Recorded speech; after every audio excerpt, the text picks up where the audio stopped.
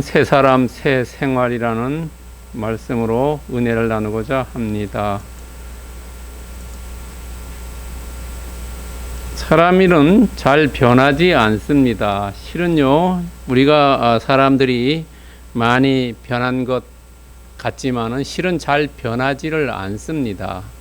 왜냐하면은 원판 불변의 법칙입니다. 사람 자체의 그 삶이, 행동이 옛날에 몇십 년 전에 친구를 다시 만나도 거의 바뀌어지지가 않습니다. 그런 모습이 오히려 친근감을 느끼기도 하지요. 나이가 들면은 옛날에 만났던 초등학교 친구들 10년, 20년, 30년 지나도 거의 똑같습니다. 왜냐하면 인간의 기본적인 모습이 바뀌지도 않고요. DNA가 그대로 있기 때문에 바뀌어지지 않는 거지요. 모습 그대로입니다. 여러분, 그러나 어떤 특별한 계기나 동기가 있으면은 삶이 바뀌어집니다. 삶의 전환점이 옵니다. 여러분, 계기나 동기가 특별해야 합니다. 그렇지 않으면 바뀌어지지 않습니다. 여러분, 주변에서 보신 분도 많이 있겠지만은 교회를 다니지 않다가 교회를 잘 다님으로써 옛날에 삶이 술을 많이 마시고 이러던 사람이 술을 끊고 주초죠. 담배도 끊게 되는 그런 특별한 경우죠. 또 주일마다 집에서 쉬는데 그러지 않고 일요일이라 오면은 세상 사람은 일요일을 하지만 크리스찬들은 주일이라 하죠. 주일에 교회를 가는, 이렇게 삶이 극적으로 변합니다. 어떤 동기와 계기가 있어야 바뀌지요. 여러분, 지난 며칠 전에 집에서 영화 봤습니다. 헨리 이야기란 영화 봤는데요. 1992년도에 만들어진 영화고 해리슨 포드가 주연했던 영화입니다. 거기 보면요, 이 변호사가 잘 나가는 사람이었습니다. 그러나 그 사람이 오늘 우리 말하면 편의점에 갔다가 총 맞아가지고 죽을 고생하다가 다시 살아나서 그 전의 삶을 다 청산하고 새롭게 변하는 것, 모습을 영화에서 얘기하고 있었어요. 그 전에 자기가 변호사였을 때 옷 입던 거 다 갖다 버리라 그리고 새로운 상태로 나아가는, 가족과 더 중요시하는 그런 삶을 그렸습니다. 우리가 그런 어떤 극적인 계기와 동기에 의해서 사람이 완전히 180도 달라졌습니다. 그런 모습을 우리가 지난주에 설교한 옛사람과 새 사람으로 바뀌어진 거죠. 옛사람이요. 교회 다니기 전 모습과 교회 다닌 후의 모습이 완전히 달라졌다는 거지요. 그래서 그것을 옷에 비유를 해가지고 옛 사람의 옛 옷은 벗어버리고 새 사람, 새 옷을 입어라. 이래서 옛법 새 입이죠. 옛벗 새 입. 옛 것은 벗어버리고 새 것을 입어라 하죠. 그런데 사람이 이렇게 바뀌어지면은 가장 먼저 나타나는 게 있습니다. 그것이 뭐냐면 말입니다. 말씨요. 말의 태도라든지 말하는 단어라든지 이것이 바뀌어집니다. 교회에 처음 오면은 그 교회에서 쓰는 단어 때문에 혼동을 할 때도 있지요. 그래서 잘 적응이 안 되는 것도 있습니다. 왜냐하면 세상에서 쓰는 단어와 교회에서 쓰는 단어가 다르지요. 그리고 사람이 바뀌어지면 그 말하는 것이 달라진다는 거예요. 제일 먼저 나타나는 겁니다. 그래서 말을 나타내는 한문에는 여러 가지가 형태가 있습니다. 이것이 이 사람이 변했냐 안 변했냐를 알 수가 있다는 거죠. 옛날 그 말씨 그것을 쓰면은 그 사람은 아직도 바뀌어지지 않았다 그러지요.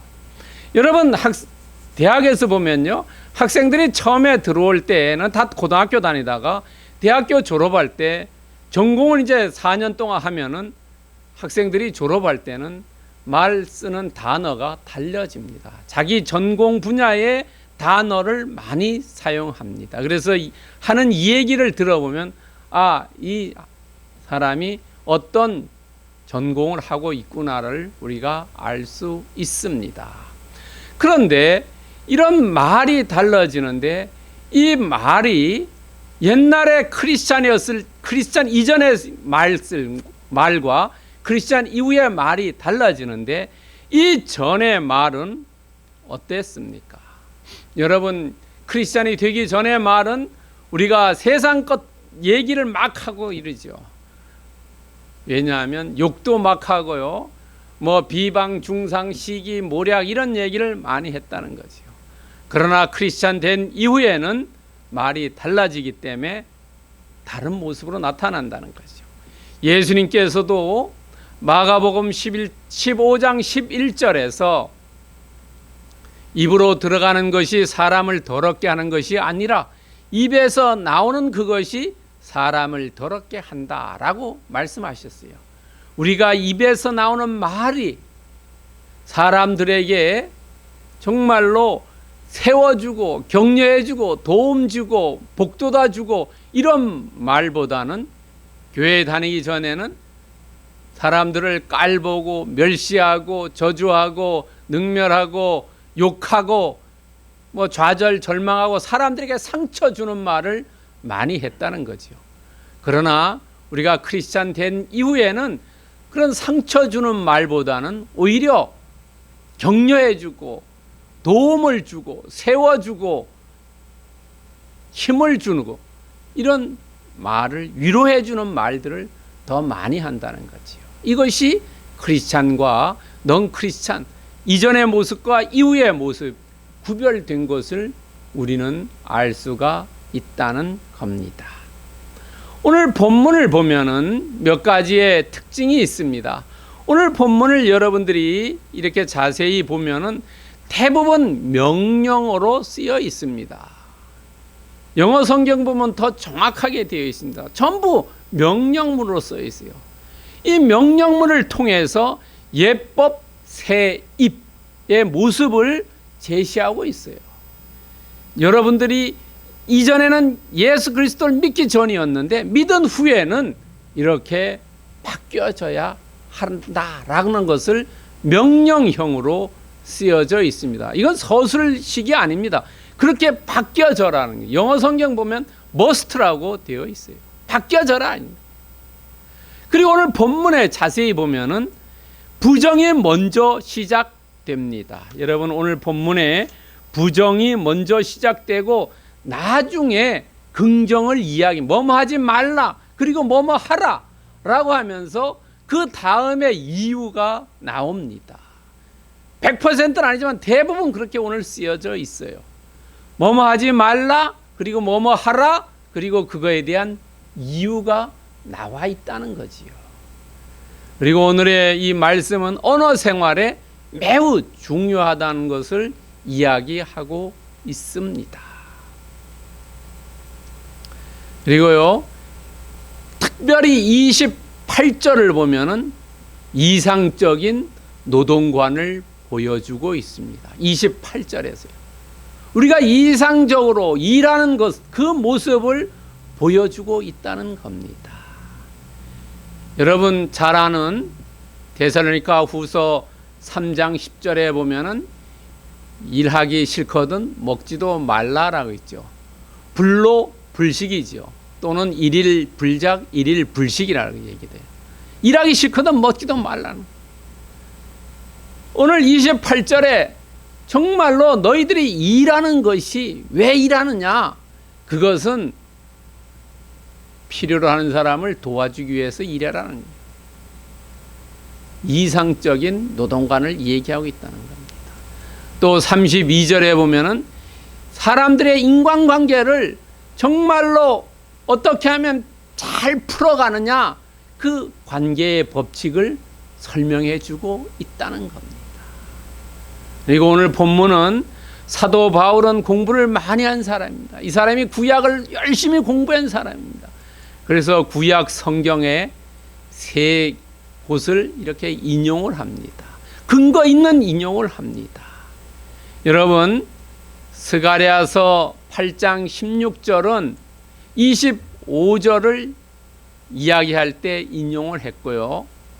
그 다음에 26절에서 27절은 시편 4장 4절을 인용했고요. 30절은 이사야 63장 10절을 인용을 했어요. 우리가 세상에서 아니면 크리스찬끼리 이야기할 때도 정말로 성경 몇 장 몇 절의 이야기를 하는 것이 중요하다는 거죠. 뭐 말씀을 얘기할 때는 그 근거되는 말씀을 이야기해야지 납득하기 쉽고 이해하기 쉽고 사람들이 잘 따른다는 거죠. 사도 바울도 오늘 이 에베소서 4장 25절에서 32절을 우리에게 이야기해 주면서 이 구약의 세 곳을 인용했다는 겁니다. 여러분, 그렇다면은 오늘 새 사람 새 생활인데 새 사람 새 생활을 우리가 한번 알아보자는 거지요. 그 중에서 첫 번째, 새 사람 새 생활에 이 바뀌어진 옛사람 옛 모습에서 새 사람 새 생활로 바뀌어지는 변화의 징표를 한번 알아보자는 겁니다. 여기에는 25절에서 29절에 네 가지 징표를 이야기하고 있습니다. 첫 번째는 거짓을 버리고 참된 것을 말하라 라고 이야기합니다. 거짓은 거짓말입니다. 거짓말 하지 말고 참된 것을 말하라 라고 해요. 여러분, 계시록 21장 8절에 보면은 거짓말 하는 사람은 불과 유황불에 던져진다 그래요. 우리가 지옥에 간다는 얘기를 해요. 거짓말 하는 사람은. 엄청나게 무서운 말이죠. 계시록 21장 8절에 보면 나와 있어요. 그러니까 우리가 무심결에 선이라도 거짓말 하는 때가 있지요. 그것도 하지 말라는 겁니다. 우리가 거짓말하지 말고 참된 것을 말하라는 거예요. 왜냐하면 너희들이 서로 지체라는 거지요. 여러분, 우리 몸에서 이 어디가 아픈 것을 머리가 느껴가지고 병원에 가면 되는데 이 아픔을 느끼지 못하면 어떻게 됩니까? 그 부분이 병이 크게 나가지고 나중에 수술해야 되죠. 여러분, 우리가 암이 몇 기까지 진행돼서 수술 못하고 그냥 죽는 수가 있지요. 그건 우리 몸이 그걸 알지 못하기 때문에 그렇다는 거죠. 그러니까 몸이 거짓을 얘기하는 거예요. 그러니까 지체가 거짓을 이야기하면은 이 큰일이라는 거죠. 그래서 우리는 같은 공동체에서 거짓을 얘기하지 말고 참된 것을 이야기하라는 거죠. 그러니까 그 사람 입술에서 거짓이 없어지고 참된 것을 이야기한다는 것은 변화된 징표라는 겁니다. 이것이 첫 번째 징표라는 거예요. 두 번째 징표는 뭐냐 하면은 26절부터 27절이래요. 분을 내어도 죄를 짓지 말며 해가 지도록 붐을 품지 말고 마귀에게 틈을 주지 말라. 너희들이 공동체 안에서 화해와 화목과 화친을 해라라는 거죠. 여러분, 에베소서 2장 16절에 하나님은 어디에서나 공동체에서 화목하게 하신다는 거예요. 하나님은. 여러분, 분을 내어도 죄를 짓지 말라. 사람이 화가 나면 어떻습니까? 입으로 죄를 짓다가 그 다음에 손발로 죄를 짓지요. 그런데 그러면은 예수님이나 하나님은 화를 내시지 않았냐는 거예요. 예수님도 마가복음 3장 15절에 보면은 3장 5절이죠. 3장 5절에 보면 화를 냈다는 겁니다. 예수님도요. 바리새인들 말 안 듣는 이 독사의 자식이라도 얘기하죠. 예수님이 화를 냈어요. 이 말 안 듣는 사람들이. 그러면 예수님이 화낸 거하고 우리가 화내는 거하고 다른 게 뭐냐? 예수님은 화를 낼 때 어떤 거냐면 악과 죄에 대해서 화를 냈다는 거죠. 악함과 죄에 대해서 화를 냈고, 우리는 보통 사람들은 개인적인 이기심에 의해서 화를 낸다는 거예요. 너무 조급해서 화를 낸다는 거죠. 여러분, 시간이 재판관이라는 말이 있습니다. 시간이 재판관이요. 시간이 지나면은 정과 사, 옳고 그름을 알게 된다는 거죠. 우리가 지금은 어떤 것이 옳은지 그른지를 잘 판단을 못해요. 그러나 시간이 조금 지나면은 알 수 있죠. 여러분, 그런 경우가 많지 않습니까? 그래서 시간이 재판관이라고 얘기해요.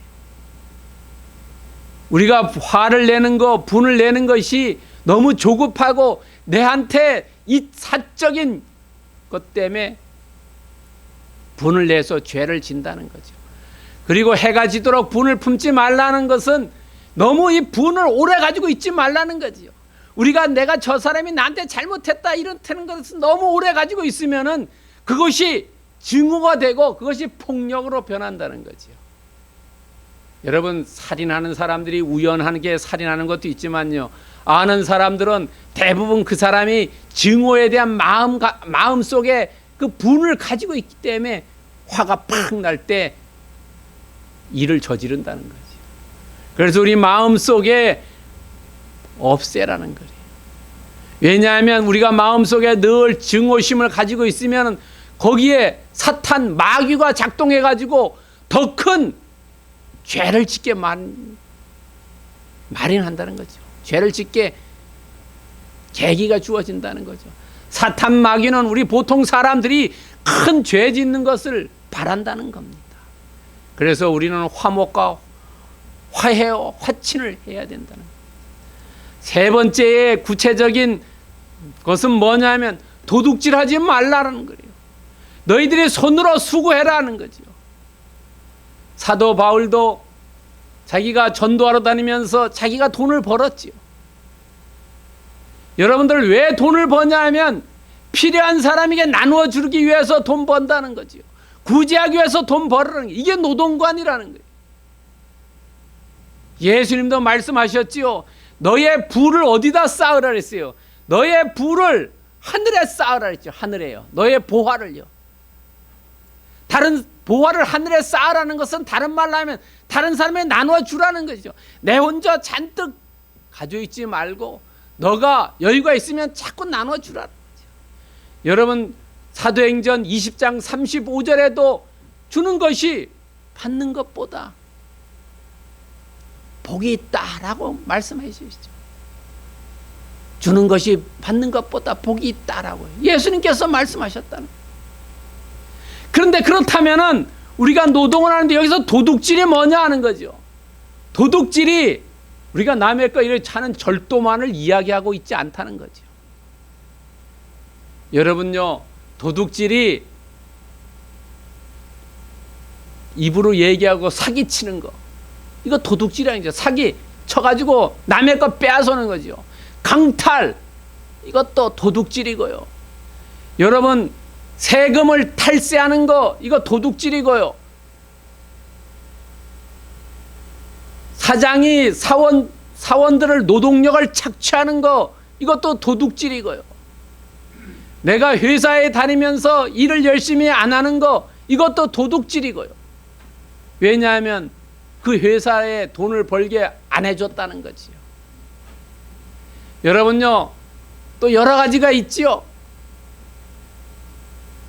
학교에서 제가 강의하다 보면 학생들이 막 떠들어가지고 야 조용히 해, 이럴 때 나머지 학생들에게 그 떠드는 학생은 도둑질했다는 거죠. 시간을요. 우리가 도둑질하는 게 절도만이 의문 게 아니라 정말로 우리가 하나님께 충성하지 못하는 거, 이거 시간에 대한 도둑질이라는 거지요. 도둑질의 의미를 넓혀보면은 정말로 많다는 거지요. 내가 해야 될 거 안 하는 거, 이 도둑질이라는 거예요. 아버지가 등록금 내줬는데 공부 열심히 하지 않는 거, 이거 아버지에 대해서 등록금에 대해 도둑질한다는 거죠. 여러분요, 우리는 너무나 많다는 거죠. 이거 하지 말라는 거예요. 그리고 선한 일 해라는 거죠. 이 세 번째입니다. 네 번째는 더러운 말을 하지 말라는 거예요. 덕을 세우는 선한 말 해라. 왜 선한 말 하냐 하면 아첨하지 말라는 거예요. 그렇지만 그 사람에게, 듣는 사람에게 은혜에 되는, 덕이 되는 말을 하라는 거죠. 상처 주는 말 하지 말라는 거예요.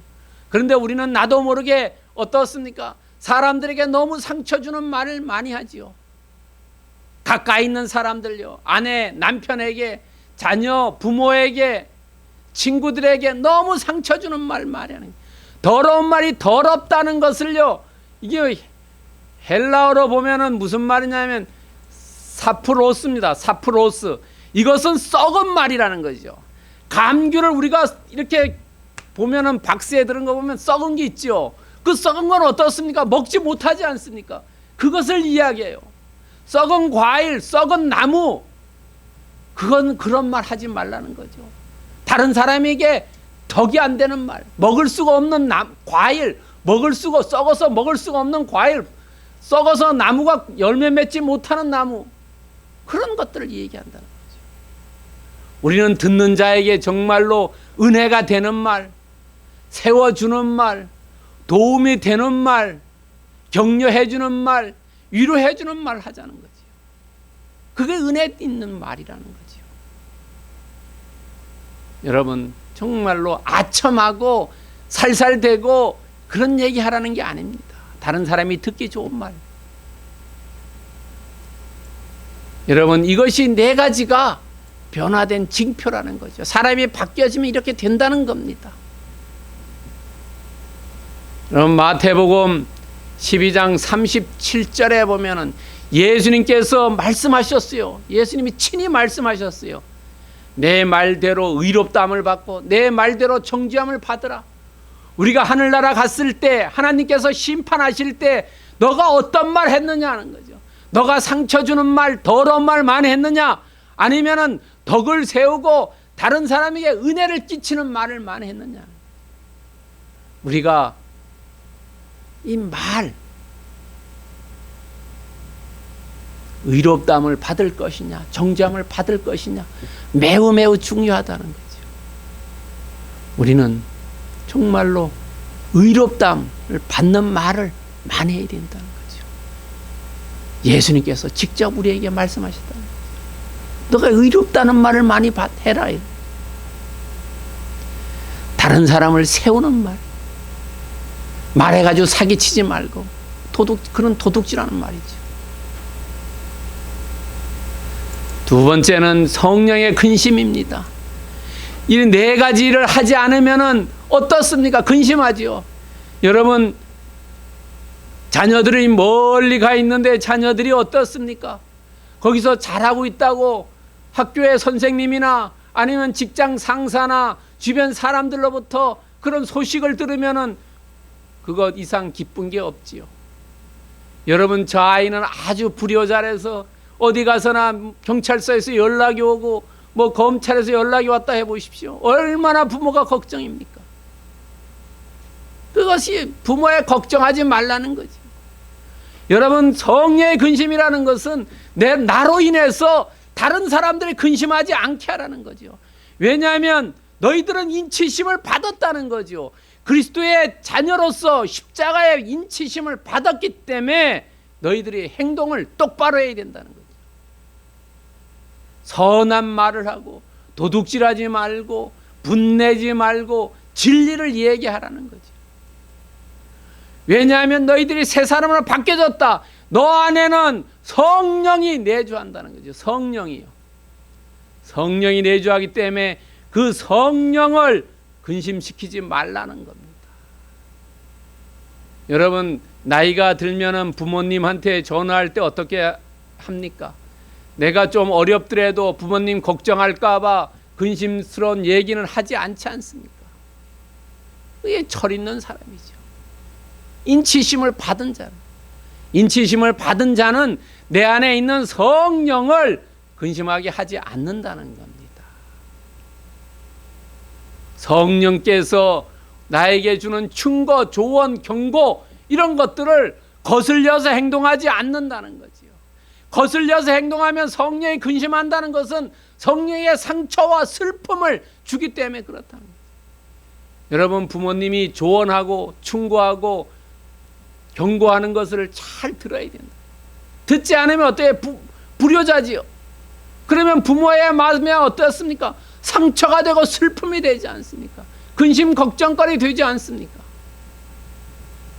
부모의 말에 거역해보세요.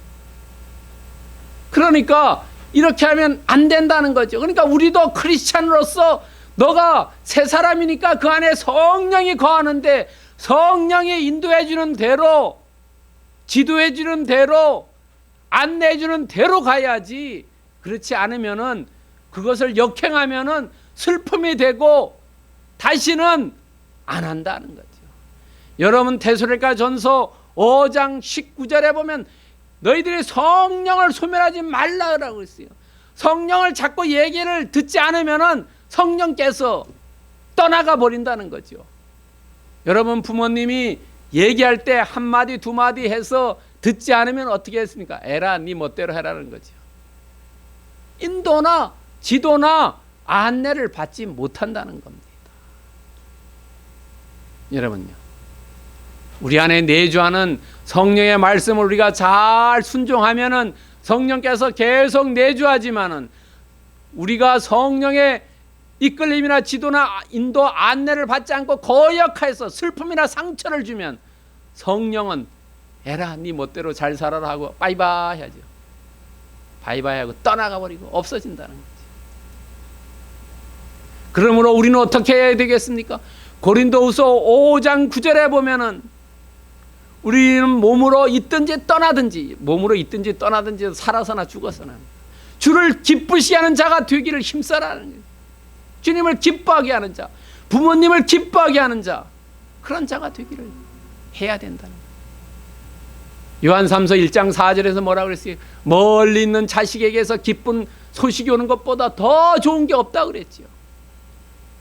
우리는 주를 기뻐하시는 자가 되어 있는, 내 안에 성령이 내주하는데 이 성령을 기쁘게 하는 자가 되자. 근심하는 자의 반대지요. 그리고 잠언 25장 13절에 보면은 충성된 사자는 그를 보낸 이에게 마치 추수한 날의 얼음 냉수 같아서 능히 그 주인의 마음을 시원케 해주자는 거예요. 정말로 그 밑에 직원이 사장의 마음을 딱 들게 해보라는 거죠. 그럼 얼마나 사장이 기뻐하겠어요. 내가 생각했던 일을 딱 해가지고 오면은, 야, 정말 쟤 나랑 영원히 같이 일할 사람이다. 그런데 생각했는데 다른 걸 엉터리 해가지고 보고서 쓴 거 보면 순엉터리 썼으면 제발 쟤랑 같이 두 번 다시 내가 시키지 못하게 했다. 우리는 주님을 기쁘게 하는 자, 주님의 마음을 시원하게 해드리는 자, 그런 자가 되어야 된다는 거죠. 근심시키는 자가 아니라. 부모님의 마음을 기쁘게 하는 자, 부모님의 마음을 시원하게 해드리는 자, 그런 자가 되어야 된다는 거죠. 세 번째는 합당한 규례입니다. 근심시키지 않는 자는 버릴 것과 행할 것들이 있다. 너의 규례라는 것은 우리가 꼭 지켜야 할 규칙과 관례라는 거예요. 관습이고 관행이라는 거죠. 거기에 버릴 것과 행할 것이 있다는 거예요.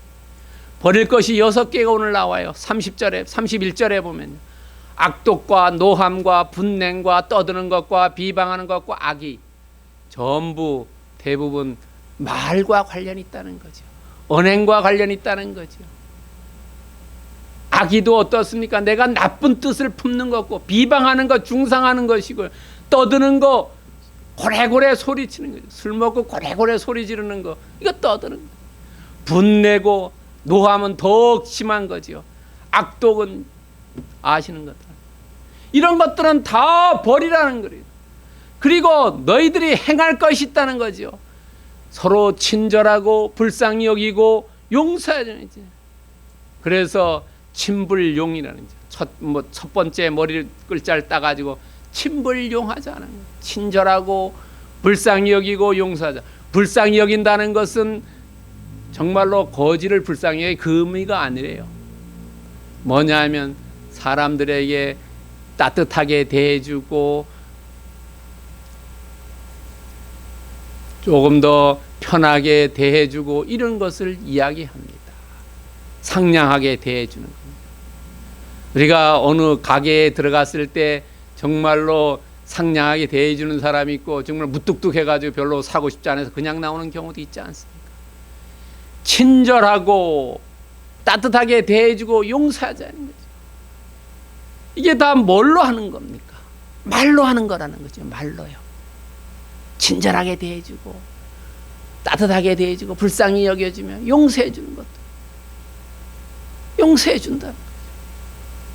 여러분, 용서는 어디 있습니까? 주기도문에도 나오지요. 마태복음 6장 12절에 보면은 우리가 우리에게 죄진 자를 사해 준 것 같이 우리 죄를 사해 주고, 사해 준다는 게 용서죠. 용서요. 용서해 주자는 거지. 용서 안 해주고 내가 가슴에 묻고 있으면 어떻게 해? 내가 내 몸이 망가지고 내 뼈가 망가지는 거지요. 용서해 주자. 친불 용서죠. 친불용. 우리가 할 때는 크리스찬이 된 이후 우리가 새 사람, 새 생활에서는 친절하고 불쌍히 여기고 용서해 주자는 겁니다. 왜냐하면 하나님이 그리스도 안에서 너를 용서해. 이 중에 대표적인 것이 용서죠. 이 중에서 가장 하기 어려운 것, 친절하고 불쌍히 여기는 것도 쉽지만 정말로 용서해 주기 어렵지요. 나에게 손해 끼친 놈, 나를 나쁘게 한 놈, 그 용서하기 어렵다는 거죠. 그러나 하나님이 그리스도 안에서 너를 용서해 준 것까지 너희도 용서해 주라 해요. 여러분, 사마리아 사람 있죠. 사마리아 사람, 다른 사람, 제사장이라든지 레위인 다 같지만 사마리아 사람이 그 맞은 사람, 아픈 사람 그려다가 포도주에서 여관에다가 선한 사마리아 사람의 비유예요. 그래서 예수님께서 내 이웃이 누구냐고 했을 때 저 사마리아 사람이라는 거예요. 그럼 너도 그렇게 가서 하라는 거예요. 예수님께서 그냥 하라는 게 아니라 본을 보여줬다는 거죠. 하나님 안에서. 하나님이 그리스도 안에서 그 본을 보여줬다. 우리도 리더가 본을 보여줘야 된다는 거죠. 집에서 가장이 리더고요. 교회에서는 목사님이나 뭐 전도사님이나 장로님들 분들이 머리라는 거죠. 용서해주는 합당한 규례라는 게 크리스찬으로 됐어요. 친불용이죠. 친절하고 불쌍히 여기고 용서해 주라는. 왜? 그리스도도 그렇게 했기 때문에 그렇다는 겁니다. 여러분, 그래서 요한 3서 1장 11절에 보면은 악한 것을 본받지 말고 이 버릴 것 6가지 그거 본받지 말라는 거예요. 그런데 이 6가지는 본받지 말라 그래도 어떻습니까? 사람들이 본받지요. 잘요. 정말로 잘 나쁜 것은 가르쳐주지 않아도 어떻게 그렇게 하는지 모르겠어요. 자녀들 양육할 때 그러지요. 집에서 욕하지 않더라도 아이들이 학교나 어디 갔다 오면 놀다 오면 욕을 어디서 배우는지 배우지요. 나쁜 것은 가르쳐주지 않아도. 그래서 여기서 뭐냐면 악한 것 본받지 말고 선한 것 본받아라. 6개 버리고 3가지 본받아라. 내가 그리스도를 본받은 같이 너희도 나를 본받으라. 사도 바울도 내도 그리스도 본받으시 너도 나를 본받으라고 얘기합니다. 우리는 앞에 거 6개 버리고 뒤에 거 3가지 취하자요. 왜냐하면 그리스도도 그것을 했기 때문에, 사도 바울도 그리스도를 본받았기 때문에 우리도 본받는 자가 되지 않은 거죠. 그렇다면 오늘 본문의 메시지는 뭐를 얘기하냐는 거예요. 새로운 삶의 구현이라는 거죠. 구현은 나타내는 거죠. 우리의 삶에 정말로 새 사람, 새 생활, 그것을 우리가 삶으로 나타내자는 거죠. 특별히 공동체의 통일성과 다양성을 유지하면서 그리스도의 몸을 세우는 이 새로운 가치, 언어, 생활, 이것을 나타내자는 거죠. 여러분요, 왜냐하면 우리는 하나님의 백성이라는 거죠. 하나님의 백성은 긍휼을 얻는 자라는 거죠. 하나님으로부터 긍휼을 얻는 자기 때문에 우리는 새 사람으로서 새 생활을 하자는 거죠. 그러면 하나님으로부터 긍휼을 받는다는 거죠. 그러면 우리는 삶에 어떻게 적용해야 하느냐는 거죠. 첫 번째, 새 사람의 징표를 통해서 성령을 기쁘시게 하고 새로운 생활의 규례로 살자는 거지. 여러분요, 어려운 게 아니라는 거예요. 왜냐하면 우리는 요한복음 3장 3절에 보면 예수님께서 진실로 진실로 내게 이른다, 사람이 거듭나지 않으면 하나님 나라를 볼 수 없다. 너희들은 하나님의 거듭났다는 거죠. 우리가 크리스찬으로서 중생했다는 거예요. 다시 말하면요, 다시 태어났다는 거예요. 그렇기 때문에 너희들이 하나님 나라를 이 땅에서도 만들어라 라는 거죠. 그러기 위해서 어떻게 하냐? 앞에 4가지, 뒤에 6가지 버리고 3가지 하면 된다는 거죠. 어려운 게 아니라는 거죠. 여러분, 화목하고 진실한 말하고 선한 말하고 도둑질하지 않고 그리고 악독 이런 6가지 버리고요. 그리고 친불용하자면 됩니다. 친불용. 여러분, 갈라디아서 6장 16절에 보면은 이 규례를 행하는 자, 친절하고 불쌍히 여기고 서로 용서하는 이 규례를 행하는 자는 하나님의 평강과 긍휼이 있을지어다 라고 이야기한다는 겁니다. 오늘 예배에 나온 모든 분들은 정말로 오늘 에베소서 4장 25절에서 32절의 말씀을 통해서 우리가 친절하고 불쌍히 여기고 서로 용서함을, 이 규례를 잘 지켜서 하나님으로부터 평강과 긍휼을 받는 권속들 되기를